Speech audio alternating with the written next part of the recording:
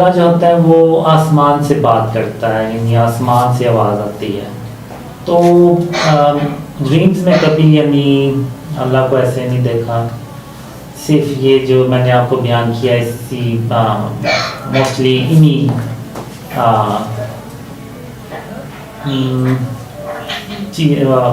کیا کہیں گے انہی شیڈس میں آتا ہے.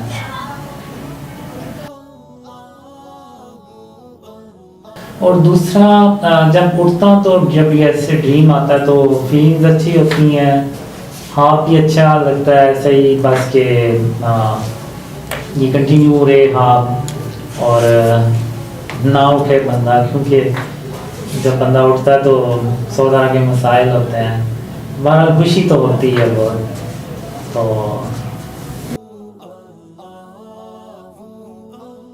اس میں یہی ہوتا ہے کہ اس ڈریم میں کہ اسرائیل جو ہوتا ہے نا وہ فلسطین کے ایریے میں کوئی ایک بلڈنگ بنانا شروع کر دیتا ہے.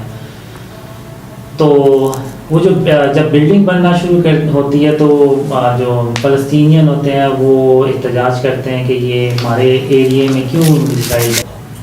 جنگیں شروع ہو جاتی ہیں اور دوسری چیزیں، اور وہ ہو سکتا ہے پھر وہ World War 3 میں کنورٹ ہو جائے. تو اس میں اب جو پچھلی اگر آپ جنگیں دیکھیں تو اس میں بھی کچھ وائپنس تو یوز ہوئے ہیں، اور تقریباً نیوکلر کے علاوہ سارے قسم کی وائپنس یوز ہوئے ہیں. واللہ عالم وہ ایسا کوئی ہوگا یا نہیں ہوگا. بہرحال میرے خیال میں وہ کوئی کتنا ہو سکتا ہے جو پھیلتا چلا جائے اور پھر بعد میں وہ ایک جنگ کی صورت اختیار کر لے. واللہ عالم.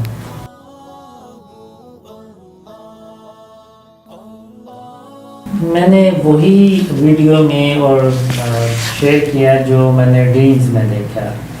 اب اللہ نوز بیسٹ. جب اللہ نے قرآن میں بہت سے انسانوں پہ یعنی کچھ ایک واقعہ تو کلیئرلی ہے کہ ایک بستی کے لوگ تھے یا جو بھی، واللہ عالم، اللہ نے ان کو کہا کہ ذلیل خوار بندر ہو جاؤ، تو وہ بندر بن گئے. تو واللہ عالم یہ جو یاجوج ماجوج ہے یہ بھی کوئی اسی طرح ہی اللہ نے کوئی ان کو سزا دی ہو تو وہ اس طرح سے بن گئے ہوں، غریزہ بن گئے ہوں. اور چونکہ وہ ان کو سزا ملی تھی تو وہ ہو سکتا ہے پھر اس کے بعد اس طرح سے وہ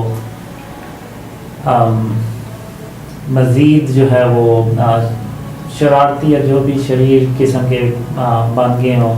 اور پھر ایک وقت آیا کہ ذوالقرنین نے ان کو قید کر دیا اور پھر اللہ قیامت کے قریب ان یاجوج ماجوج کو کھول دے گا. تو واللہ عالم اس کے پیچھے یہ بھی ہو سکتا ہے، اب ہمیں تو نہیں پتہ. میں نے تو وہی شیئر کیا جو میں نے ڈریمز میں دیکھا ہے. تو اللہ نوز بیسٹ. اس میں تھوڑا سا ایکسپلین کر دوں کہ جو زمین پہ ہم چلتے ہیں جس طریقے سے اللہ کو وہ چیز دیکھتا ہے اللہ کہ ہم زمین پہ کیسے چلتے ہیں. یہ چیزیں ٹخنوں سے اوپر کیوں نہیں ہے شلوار، اور اس طرح سے پینٹ اوپر کیوں نہیں ہے، یا باقی چیزیں کیوں نہیں ہیں. اس سے زیادہ اللہ جو ہے نا وہ ہم زمین پہ چلتے کیسے ہیں وہ اللہ کو زیادہ امپورٹنٹ ہے. اب مجھے ایک ڈریم میں اللہ نے واضح طور پہ بتایا کہ قاسم جب زمین پہ چلا کرو تو اکڑ کے نہ چلا کرو بلکہ عاجزی سے چلا کرو، اور بلا وجہ جو ہے وہ ادھر ادھر نہیں دیکھنا، اور زمین پہ یعنی عاجزی سے چلنا ہے اور سیدھا چلنا ہے.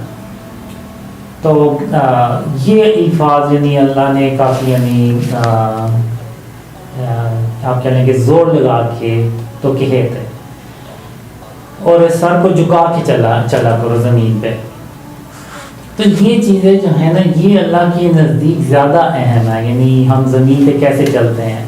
اگر ہم زمین پہ اکڑ کے چلتے ہیں تو وہ مغروری والی چال آ جاتی ہے، اکڑ کے چلنا ایسے سینہ تان کے. تو یہ جو چال ہے نا یہ اللہ کو سخت ناپسند ہے، مغروری والی، اور عاجزی والی اللہ کو بہت پسند ہے. تو یہ چیزیں جو ہے نا ہمیں ان چیزوں پہ غور کرنا چاہیے، ان چیزوں کو ہمیں درست کرنا چاہیے، نہ کہ وہ جو ظاہری چیزیں ہیں ان پہ ہم غور و فکر کریں کہ داڑھی کیوں نہیں ہے اس کے ٹکنے کیوں ننگے نہیں ہیں، اوپر کیوں نہیں ہے پینٹ. تو یہ چیزیں ہوگی، یعنی سنا ہے، لیکن جو موسٹ امپورٹنٹ چیز ہے وہ یہ ہے کہ وہ زمین پہ اکڑ کے نہ چلنا، عاجزی سے چلنا. جب چال میں ہی مغروری ہے تو وہ پھر اللہ کو چال ویسے ہی پسند نہیں ہے. تو اگر آپ سورہ لقمان میں دیکھیں تو اللہ نے سورہ لقمان میں بھی واضح طور پہ زمین پہ چلنے کے والوں کے بارے میں بات کی ہے. تو یہ میں بس ایکسپلین کرنا چاہتا ہوں.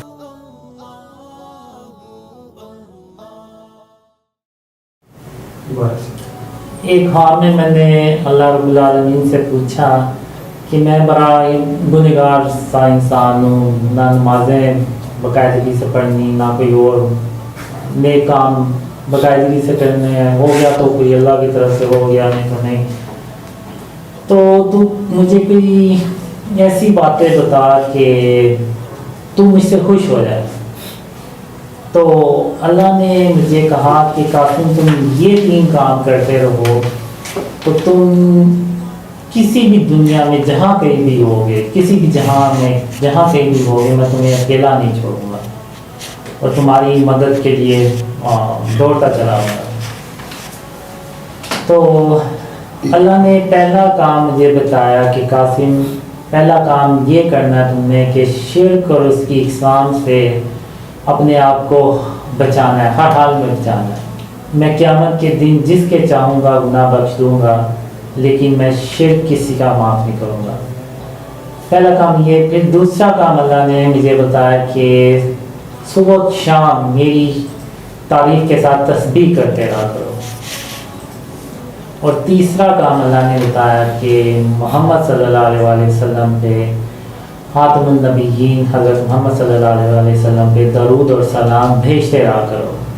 تم یہ 3 کام کرتے رہو تو تم جس جہاں میں بھی، جس کہیں بھی ہوگے تو میں تمہیں اکیلا نہیں چھوڑوں گا اور تمہاری مدد کے لیے میں ضرور آؤں گا. تو یہ ایک آپ کہہ لیں کہ اللہ نے ایک ایسا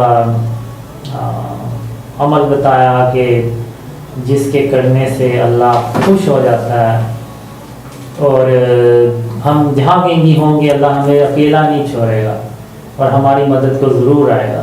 ہم دنیا میں مشکل میں ہوں گے اللہ ہماری مدد کو آئے گا، ہم آخرت میں مشکل میں ہوں گے اللہ ہماری مدد کو آئے گا. تو یہ ایک خواب تھا جو میں نے آپ سے شیئر کیا. دوسرا یہ کہ میں دعا تو کرتا رہتا ہوں، تو انشاءاللہ آپ کے لیے ضرور دعا کروں گا. اللہ ہم سب کے گناہ معاف کرے، ہم سب بہت گنہگار ہیں، اللہ ہماری مغفرت کرے اور ہمیں سیدھا راستہ یعنی خاتم النبیین حضرت محمد صلی اللہ علیہ وسلم کے راستے پر چلنے کی توفیق عطا فرمائے. آمین آمین.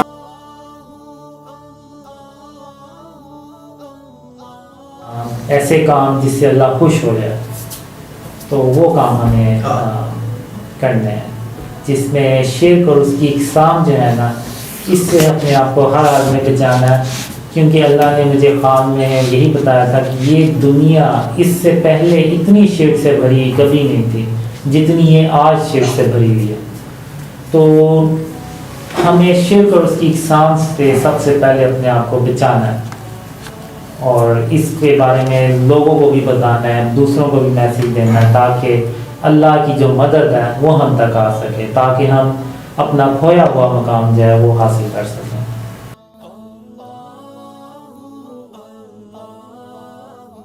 شرک کے بارے میں مجھے اللہ نے بہت زیادہ ڈیلنگس پہ زور دیا، اللہ اور محمد صلی اللہ علیہ وسلم دونوں نے.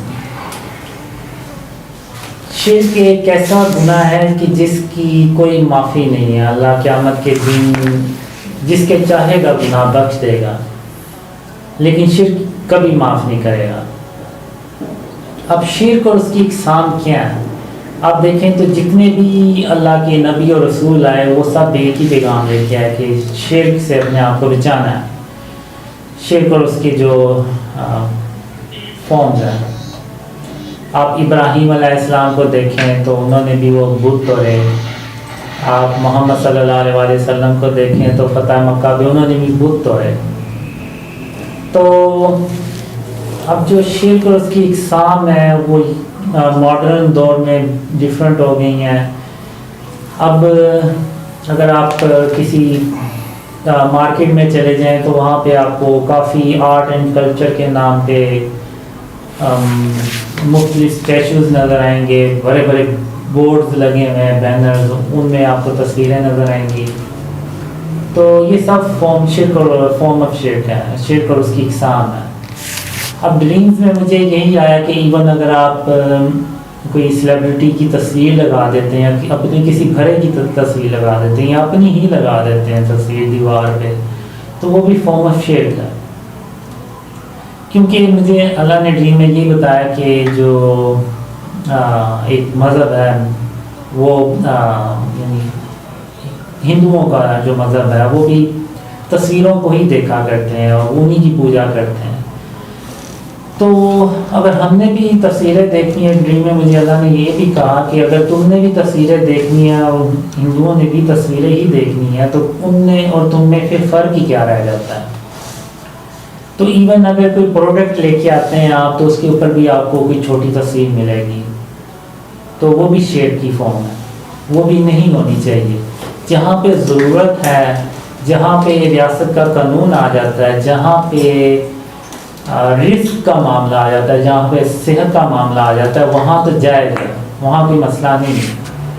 لیکن جہاں پہ یہ چیزیں نہیں ہیں، ضرورت نہیں ہے، آپ کو کچھ ایسا نہیں ہے، وہاں پہ